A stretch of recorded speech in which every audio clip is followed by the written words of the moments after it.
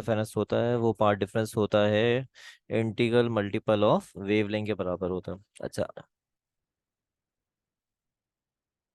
तो हमारे पास अगर ये डिस्ट्रक्टिव इंटरफेरेंस होता तो डिस्ट्रक्टिव इंटरफेरेंस के अंदर ये odd integral multiple of lambda by two होता है। कंस्ट्रक्टिव इंटरफेरेंस में ये ऑप्शन नंबर सी हमारा इसका सही जवाब है ये।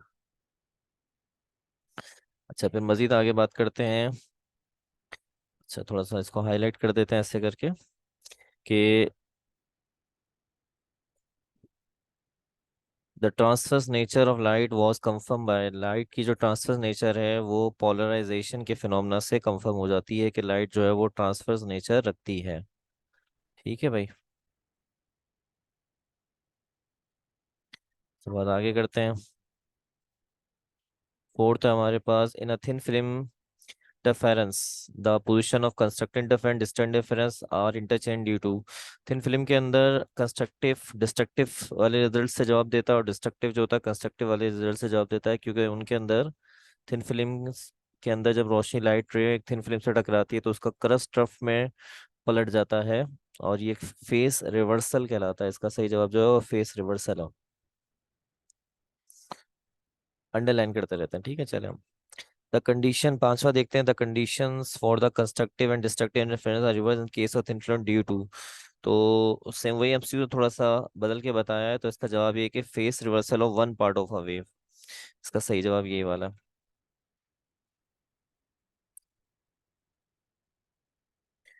The wave theory of light can not explain, light की जो वेव थ्योरी होती है वो फोटो इलेक्ट्रिक इफेक्ट एक्सप्लेन नहीं कर सकती, बाकी सब एक्सप्लेन कर सकती है। Wave front near the point source, तो हमारे पास दो तरह के वेव फ्रंट होते हैं, एक सोर्स के पास और एक दूर। तो जो सोर्स के पास होते हैं उसको हम लोग कहते हैं स्फेरिकल वेव फ्रंट, और जो सोर्स से दूर होते हैं वो प्लेन वेव फ्रंट होते हैं।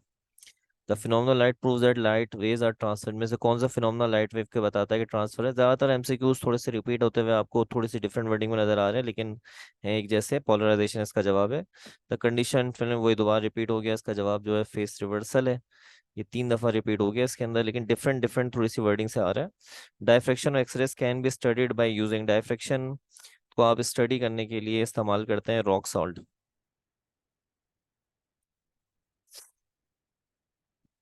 अच्छा, the two convex lens of the same for the focal length F are combined together, the focal length of the combined lens. ये गलती से यहाँ पे चैप्टर नंबर 10 का आ गया है, तो इसको हम अवॉइड कर देते हैं। वैसे इसका सही जवाब मैं यहाँ पे मार्क कर देता हूँ, ये शायद चैप्टर नंबर 10 में भी डला हुआ मिल जाएगा। इसका सही जवाब जो है एफ अपॉन टू है।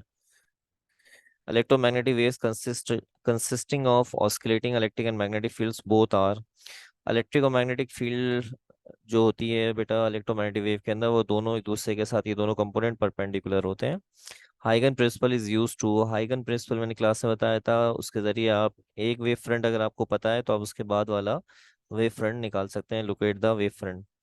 अ wave enter from one medium to another medium, no change occur, सब चीज़ें बदल जाती हैं लेकिन एक वेव की फ्रीक्वेंसी में कोई चेंज नहीं आता।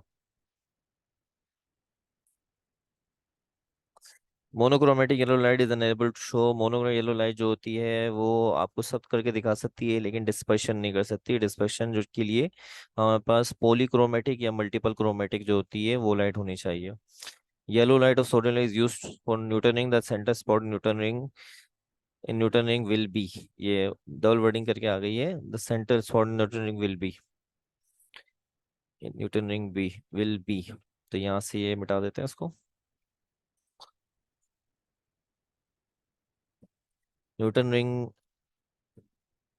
कैसा होगा उसके अंदर, तो न्यूटन रिंग के अंदर याद रखिए जो सेंट्रल रिंग होता है वो हमेशा डार्क होता है। यंग डबल स्लिट में सेंटर जो होता है वो ब्राइट होता है।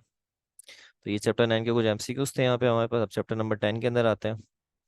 चैप्टर नंबर 10 में देखिए लिखा है, if a single convex lens place close to an eye it is being used as, अगर एक सिंगल कॉन्वेक्स लेंस को आँख के आगे लगाते हैं तो वो बेटा सिंपल माइक्रोस्कोप कहलाता है हमारा। If magnifying power of simple microscope is 6 the focal length of the lens is use. तो मैं आपको फॉर्मूला बताता हूँ, आप जब मुझसे भी ये सुने तो उसके जरिए आप कैलकुलेशन करके भी देखिएगा। तो इसका जवाब क्या होगा हमारे पास, मैग्निफिकेशन 6 है, मैंने सिंपल माइक्रोस्कोप की पावर निकालनी, मैग्नीफाइंग पावर, तो उसका फॉर्मूला था M is equal to 1 plus D upon F.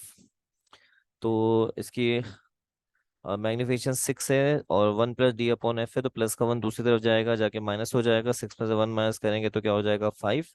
d/f के अंदर जो d होता है वो 25 सेंटीमीटर होता है। तो 5 f जो है 5 के पास जाएगा और 5 आएगा 25 के पास, डिवाइड होने 25 5 कट जाएगा, जवाब आएगा इसका 5 सेंटीमीटर। इसका सही जवाब है 5 सेंटीमीटर। अच्छा, इसमें एक ऑप्शन के अंदर जो है कुछ डला हुआ नहीं है, हम यहाँ अपनी तरफ से कुछ लिख देते हैं ऐसे ही, 1 centimetre. By using adjustable aperture of a convex lens of a lens, we can reduce the defect of the lens which is called। तो ये कौन सा डिफेक्ट होता है जिसके अंदर लेंस का जो साइज होता है उसको हम कम करते हैं, उसकी लेंथ को कम करते हैं, और ये एब्रेशन होता है स्फेरिकल एब्रेशन। अच्छा, इसके अलावा the power of a concave lens, ज़्यादातर यहाँ पे एमसीक्यूज आएंगे, एक आध आप समझ लें उसका, फिर उसके बाद आप खुद भी उससे ट्राई कर सकते हैं, आपको जवाब मिल जाएंगे। बस कॉनकेव वो कॉन्वेक्स का ख्याल रखिएगा, कॉनकेव होता है तो माइनस में, कॉन्वेक्स है तो प्लस में। द पावर और सेंटीमीटर है तो उसे मीटर में कन्वर्ट करके सॉल्व करेंगे, ज़्यादातर P = 1/f के फॉर्मूले होंगे।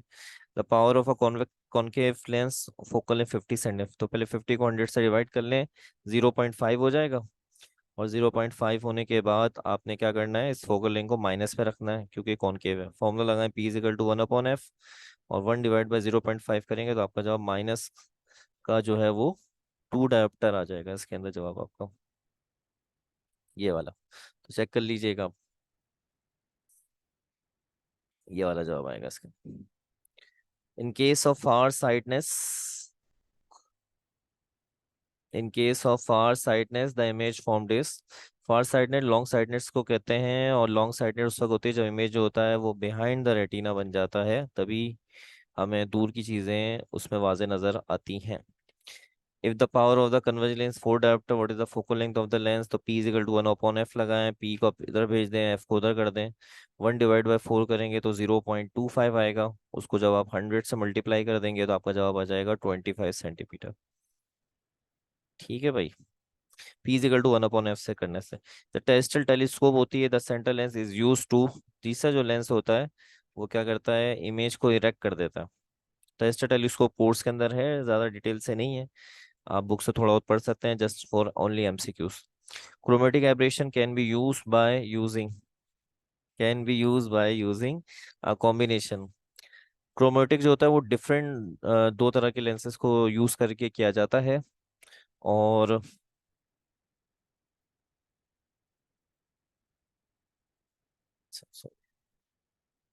क्रोमेटिक एब्रेशन जो होता है वो डिफरेंट तरह के,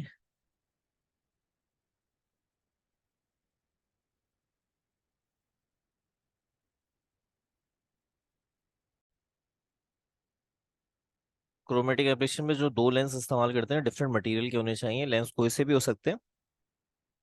तो इसके अंदर ऑप्शन तो जो दिए गए हैं, दो कन्वर्जिंग लेंस, दो डाइवर्जिंग, तो इसमें कॉम्बिनेशन कोई भी हो सकता है, तो यहाँ ऑप्शन जो है वो सही जरा नहीं आ रहा, वरना सही जवाब जो इसका हो सकता है, दो लेंस डिफरेंट गिलास के हो सकते हैं इसके अंदर। ठीक है, तो इसके अंदर दो कन्वर्जिंग लेंस लगाना, दो डाइवर्जिंग, ये जरूरी नहीं होता, तो मैं इसका जवाब नन की तरफ लेके जा रहा हूँ, वरना अगर इसका डी होता ऑप्शन तो उसके अंदर होता टू लेंसेज और डिफरेंट मटेरियल।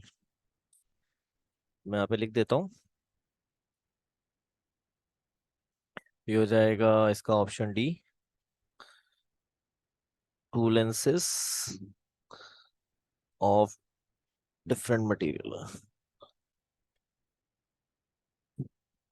इसका सही जवाब यही वाला है, कोई कॉन्वेक्स और कॉनकेव के इसमें कोई शर्त नहीं होती है।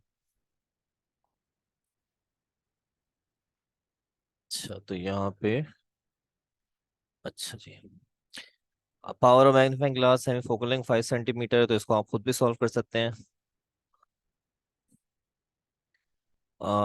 Power of magnifying glass having focal length 5 centimetre, 5 centimetre focal length, तो M = 1 + D/f। तो सबसे पहले 5,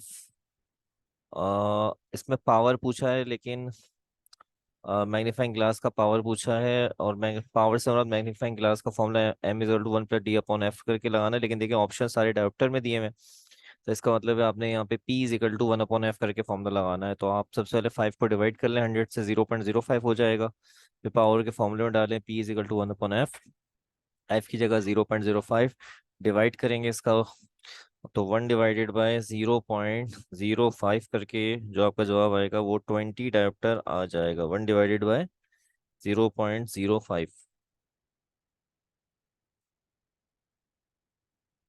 20 डायोप्टर इसका आंसर है बेटा। और ये एक डाइवर्जिंग लेंस है, तो इसलिए इसका जवाब जो है -20 डायोप्टर होना चाहिए।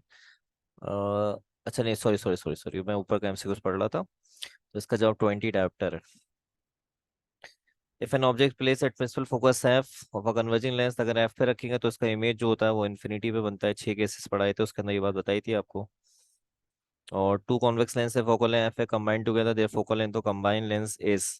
इसका सही जवाब क्या होगा हमारे पास? देखते हैं यहाँ पे कुछ लिखने के लिए कोई टूल वगैरह अवेलेबल है हमारे पास। अच्छा हमारे क्या कहते हैं इसके अंदर।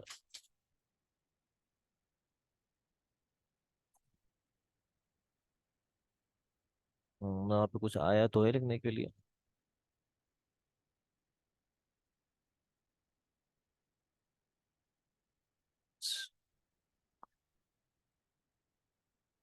हम्म।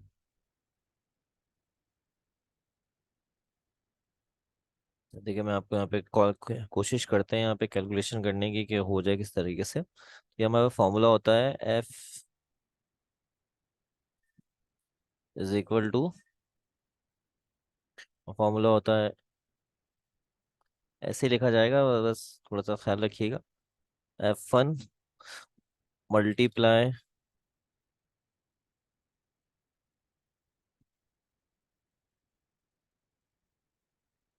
F2 divided by F1 plus F2।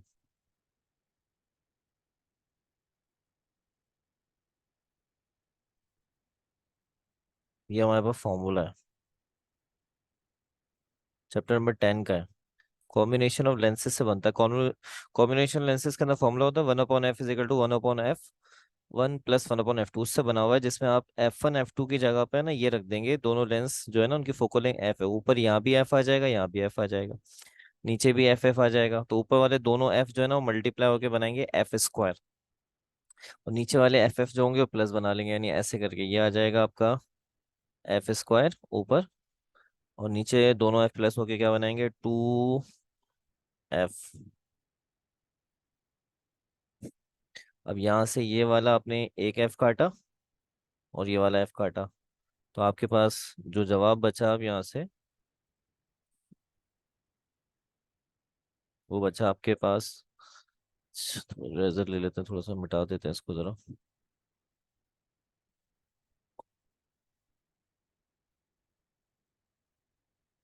और ये आपके पास आ जाएगा एफ, और एफ बचा, और नीचे बचा 2। ठीक है भाई। और ऊपर से ये एक ये कट चुका है नीचे, तो इसका सही जवाब जो आ गया वो आपके पास F/2 आ गया।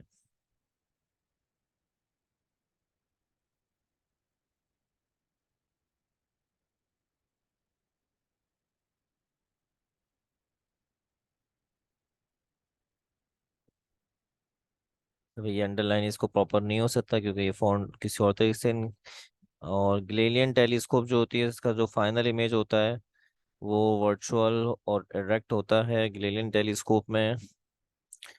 जल्दी बाकी करते हैं। The final image form by compound microscope. Compound microscope में जो फाइनल इमेज होता है वो वर्चुअल और मैग्नीफाइड होता है। टेलीस्कोप है जिसके अंदर जो ऑब्जेक्टिव है 0.2 मीटर है और आईपीस 5 सेंटीमीटर है, आपने लेंथ बतानी है। और साइज ऑफ सेंटीमीटर में, तो 0.2 को पहले 100 से मल्टीप्लाई कर लें तो 20 हो जाएगा। और ये 5 फॉर्मूला होता है F O plus F E, तो 20 + 5 करेंगे तो आपका जवाब आ जाएगा 25 सेंटीमीटर। ये इसका सही जवाब है। The focal length of a magnifying glass is equal to the least distance distance vision its angular magnification is. जी देखिए यहाँ पे वैसे पहले से हाईलाइट 2 हुआ है, तो मैं आपको बता देता हूँ इसका सही जवाब क्या है। ये फॉर्मूला मैग्नीफाइंग ग्लास का m is equal to 1 + d/f। तो ये कह रहा है फोकल लेंथ f और d दोनों बराबर हैं, यानी d की वैल्यू 25 है तो f भी 25 है। तो आपने 25 कट जाएगा, आएगा 1, और फॉर्मूले के अंदर भी 1 होता है, 1 + 1 जवाब हो जाएगा 2। तो इसका सही जवाब ये वाला है। इत्तेफाक से पहले ही मार्क हुआ है। ओ सॉरी।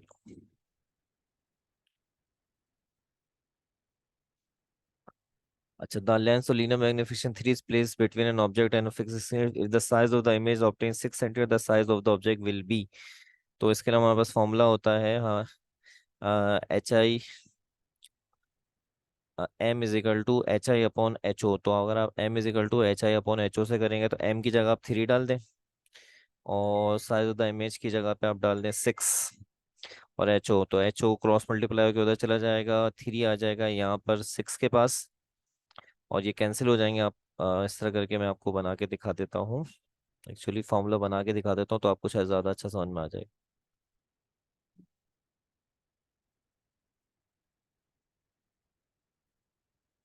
देखिए, ये हमारे पास फॉर्मूला होता है इस वाले का, एम इज इक्वल टू